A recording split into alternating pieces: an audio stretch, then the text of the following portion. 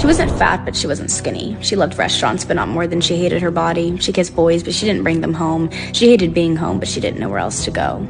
She wasn't shy, but she hated small talk. She craved deep conversations, but would never open up. She hated living, but she didn't want to die. She loved laughing, but not as much as she needed to cry. She wasn't a bad person, but she didn't feel good. She was always there for others, but herself never understood.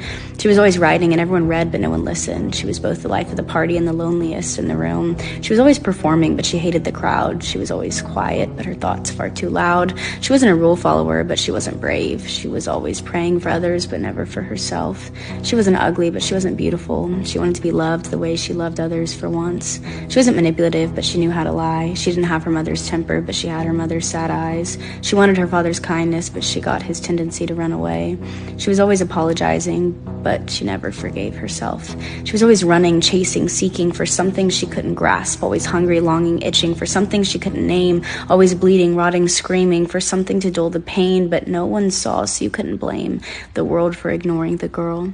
She was always smiling, laughing, mending others' scars. She was always dreaming, never sleeping, always looking at the stars. She was born with wings instead of feet, always needing somewhere to flee, but she couldn't fly. Her baggage held her down.